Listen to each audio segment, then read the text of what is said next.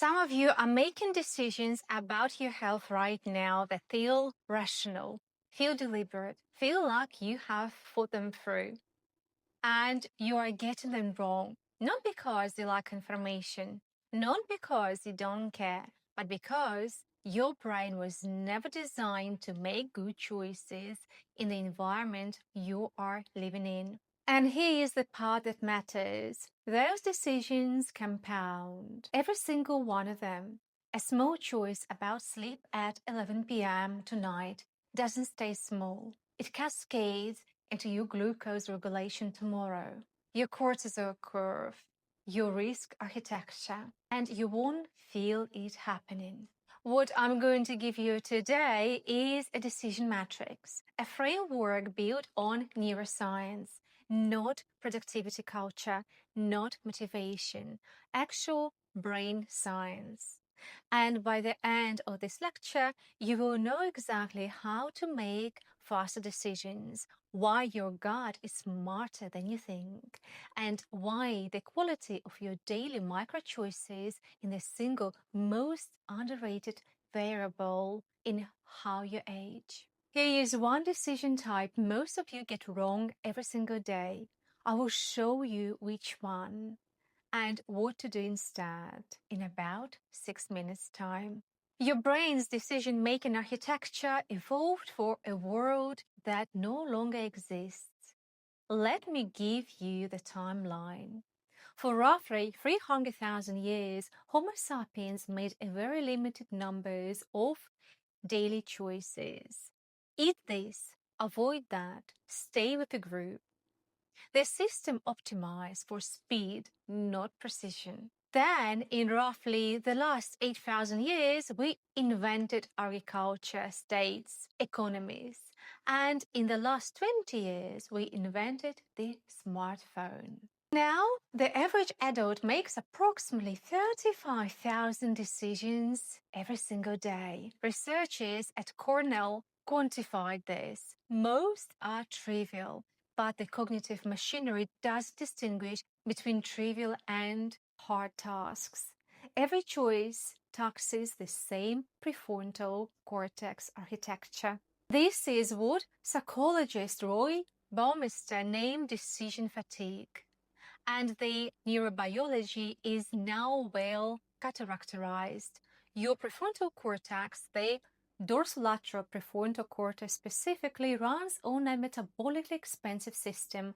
Glucose utilization in the PFC spikes during complex choices. Glutamate accumulates, ATP stores deplete, and as they deplete, your decision quality degrades. A 2025 review in the Global Council of Behavioral Science demonstrated that deterioration follows a predictable temporal sequence. Phase 1, you start taking shortcuts. Phase 2, you start avoiding decision entirely. Phase 3, your emotion regulation collapses and you make choices based on impulse rather than value alignment. This is not a character flaw. This is metabolic reality. And here is why this matters for longevity specifically. The decisions that protect your health span, whether to go to bed now or scroll for another 20 minutes, whether to eat the thing that supports your metabolic health or the thing that's convenient, those decisions almost always occur late in the day. After you have burned through your cognitive reserve on meetings, inbox management, and 200 other micro choices, your brain is defending itself against overload, and your health is paying the price. If you have ever made a terrible food choice at 9 p.m. that made no sense to you the next morning, just notice that. That's the moment your prefrontal cortex handed the remote control to your limbic system. You have probably heard of System 1 and System 2 thinking. Kahneman popularized it: fast, intuitive versus slow, deliberate. But the neuroscience has moved beyond that binary. And I want to give you the current model because it changes what you do with this information. System 1 is your fast processor. It runs through the basal ganglia, the amygdala, the ventral medial prefrontal cortex. It's automatic, pattern recognition based. It doesn't deliberate. It matches current situations to store templates and delivers an answer in milliseconds. System 2 is your deliberate processor, dorsolateral prefrontal cortex, anterior cingulate cortex. It's effortful, sequential, logical. It's what you think as thinking. The old story was System 1 is biased and error prone. System 2 is rational. Trust the slow system. The current data says this is wrong or at least incomplete. In 2025, a study published in Behavior Brain Research examined theta wave activity during decision tasks. They found that rational decision correlated with frontal theta, which we expected, but intuitive decisions correlate with temporal theta, suggested that your so-called gut judgments require entirely different neural real estate that has access to information your deliberate system cannot reach. This is the somatic marker hypothesis, first proposed by Antonio Damasio and now supported by decades of neuroimaging. Your body stores emotional signatures of past outcomes before your conscious brain has time to process a situation. Your insula and brainstem have already registered a physiological signal, attention, a relaxation, a warning. This signal travels through the ventral medial prefrontal cortex and biases your decision before you even know you are deciding. In other words, your gut feeling is data. It's not magic. It's interoception. Your brain reading your body's stored experience, and it operates faster than consciousness. When researchers studied expert decision makers, firefighters, intensive care unit nurses, military commanders, they found something completely counterintuitive. Gary Klein recognition prime decision model showed that experts under time pressure don't compare options. They don't deliberate. They look at the situation, recognize the pattern, and act. Their evaluation happens in the recognition, not after it. This is what Klein called naturalistic decision making. And the faster the expert, the more they rely on this process. How do you build a decision system that uses both your fast pattern recognition and your slow deliberation at the right time for the right choices? That's the decision matrix. Here is the framework. Take any decision related to your health, your habits, your longevity, and run it through 4 questions. Question 1. What positive outcome happens if I do this? List the actual concrete benefits, not the abstract one, I will feel better, is not concrete. I will have completed my resistance training and triggered mTOR pathway repair for 48 hours. That's concrete. Question 2. What negative outcome happens if I do this? Same discipline, be specific. I will lose sleep. How much? What does that cost your next day cognitive performance, your glucose sensitivity? Question 3. What positive outcome happens if I don't do this? This is the question most people skip. What do you gain by not acting? Sometimes the answer is recovery. Sometimes it's preserved social connection. Sometimes it's nothing. But you have to make the trade-off visible. Question 4. what negative outcome happens if I don't do this? This is the loss aversion quadrant. Behavior economics tell us that losses loom roughly twice as large as gains. So this question often surfaces the most motivationally silent information. If I don't address this, what happens? What risk accumulates? Let me run a real example. It's 11 p.m. You are deciding between sleep and 30 more minutes on your phone. Do the matrix. Positive if you sleep. Lymphatic clearance activates during deep sleep. Your brain physically washes out beta amyloid and tau proteins. Growth hormones pulses. Cortisol resets. Negative if you sleep. You miss whatever you were going to scroll. That's usually it. Positive if you don't sleep. Entertainment, possibly some social connection. Negative if you don't sleep. Reduce insulin sensitivity tomorrow morning. Elevated cortisol spike at waking. Impaired working memory. Increased hunger hormones. Ghrelin rises. Leptin drops. You will eat more tomorrow and make worse food choices. You are literally programming tomorrow's metabolic failure tonight.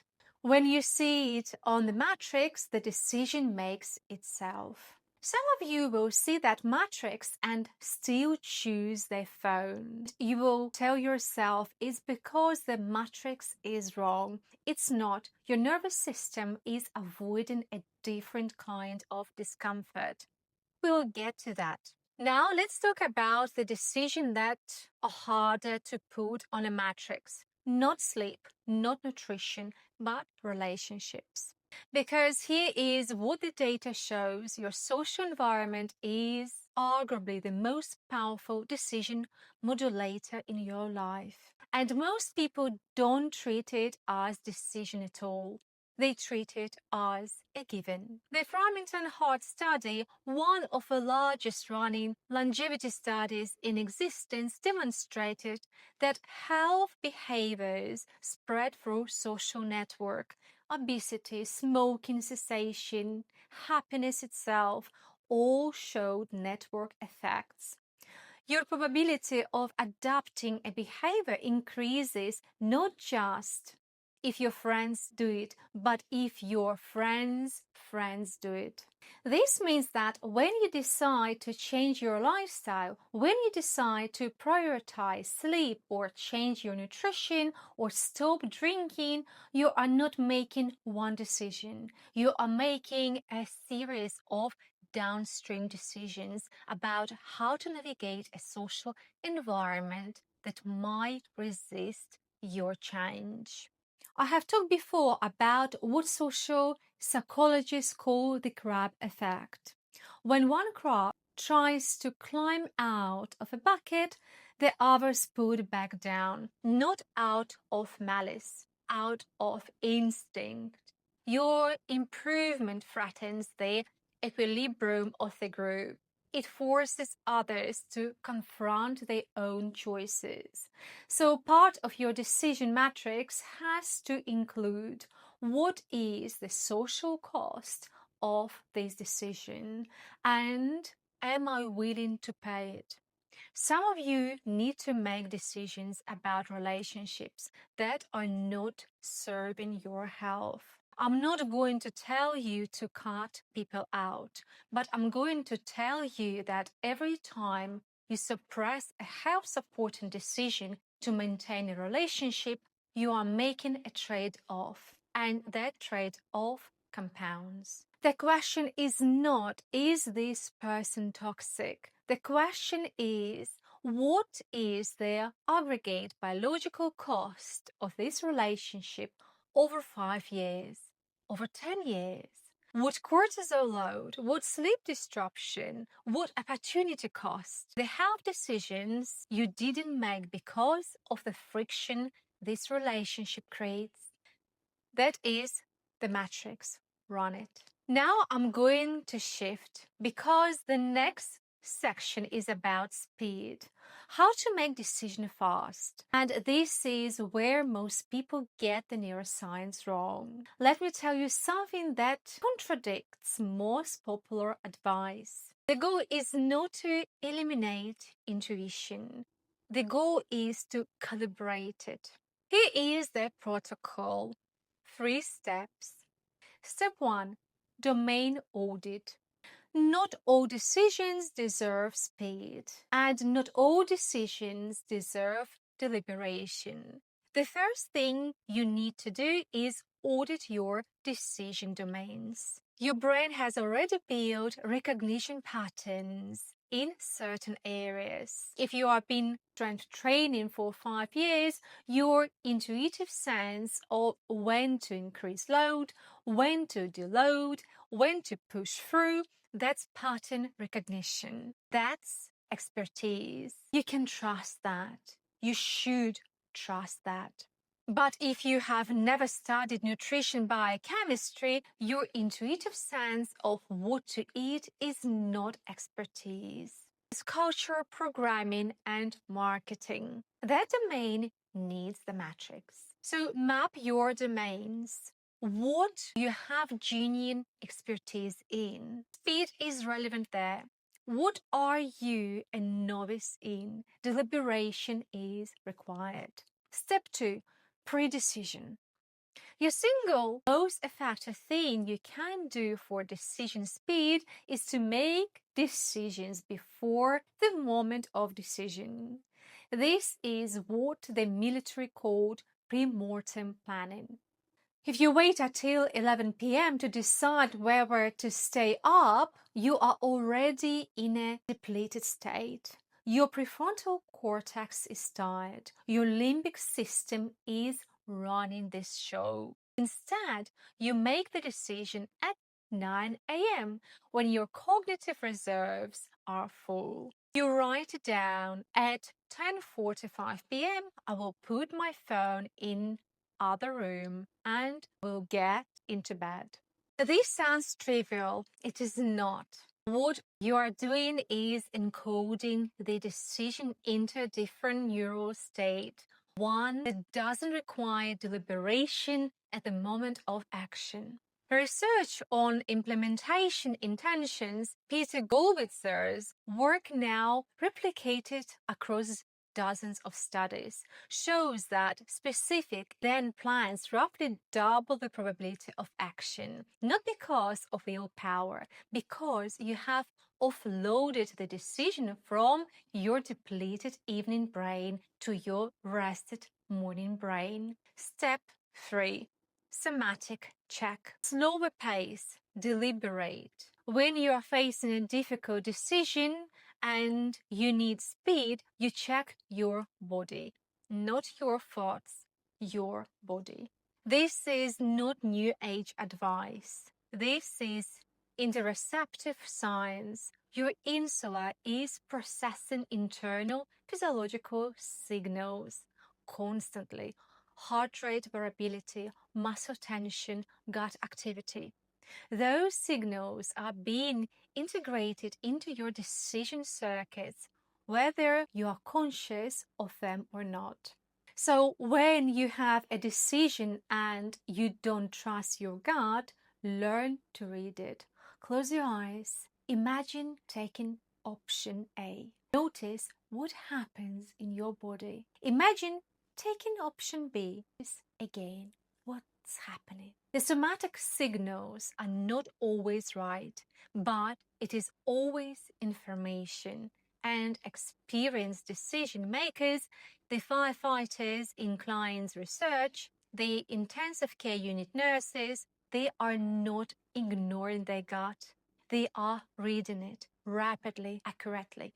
The protocol is audit your domains, pre-decide what you can, and when you can't, pre-decide, run the somatic check. That is how you make fast, accurate decisions, not by thinking harder, by distributing the cognitive load across time and across systems. There is one more piece. A single decision type that most people, including very disciplined people get wrong almost every day.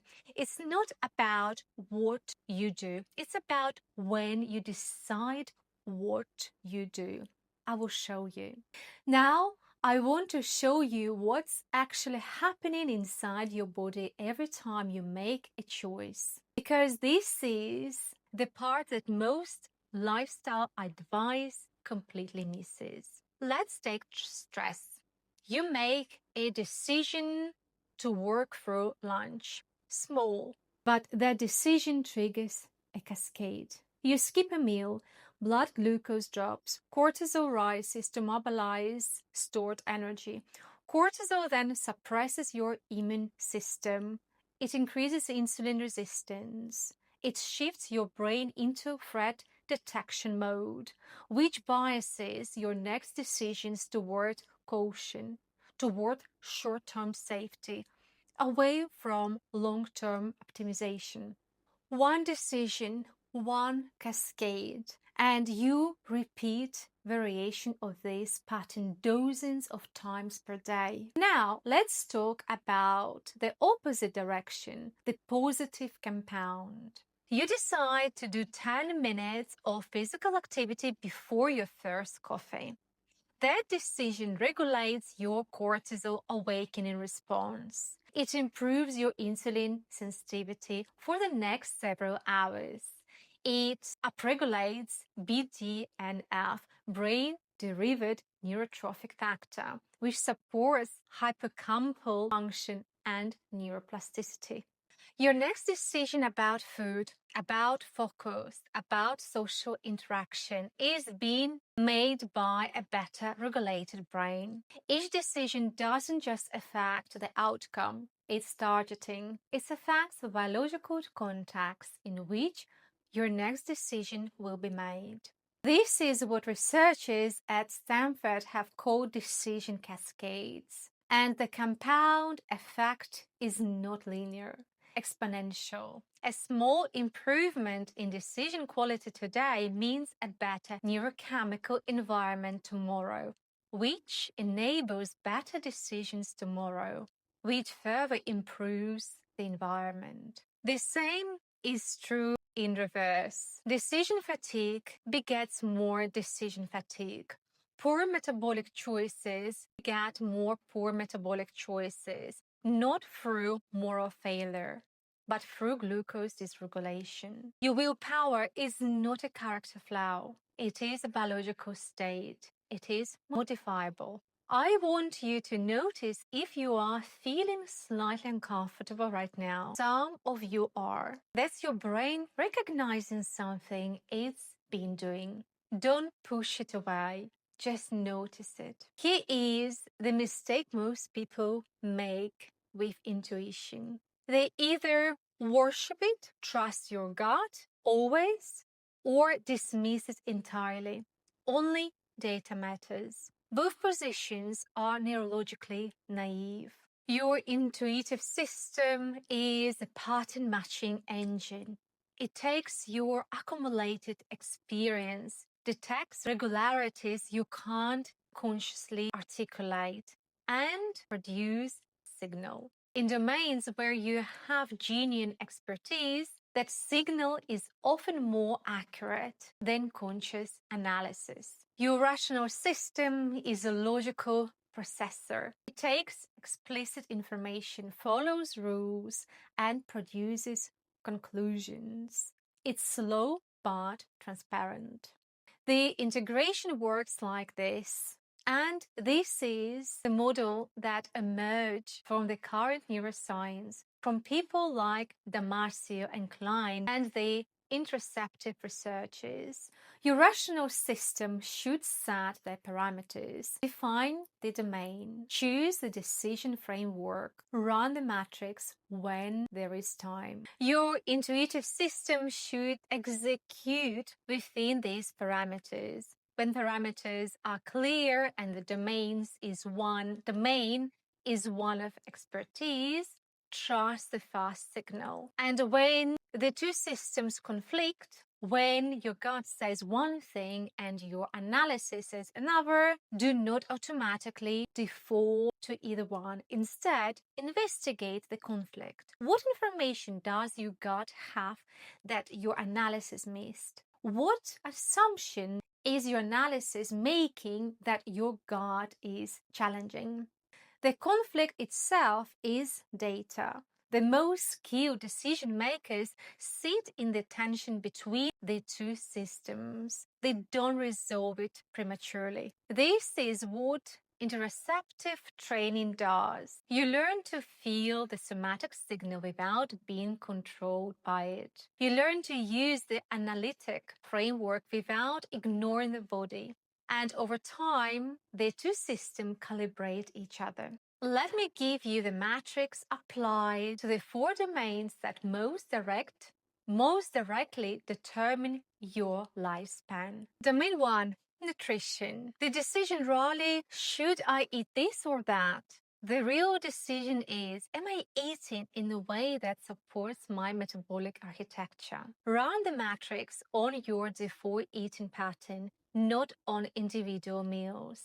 Individual meals are noise. Patterns are signal. Domain 2, physical activity. The mistake here is making a weird decision daily. Should I exercise today?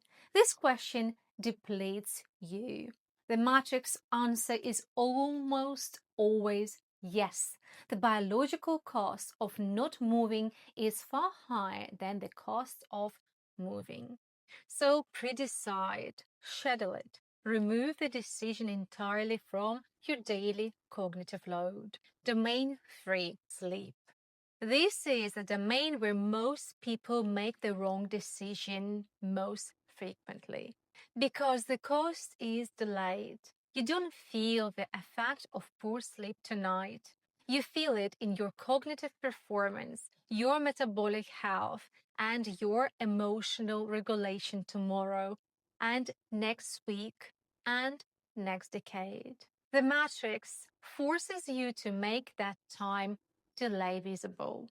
Run it once. Write down the answer. Then pre-decide. Domain 4, social environment. This is the hardest one because social decisions carry immediate emotional cost. By asking yourself, ask yourself, what is the 5-year biological consequence of staying in a relationship that dysregulates your nervous system? What is the 10-year lifespan cost of suppressing your health priorities to avoid social friction?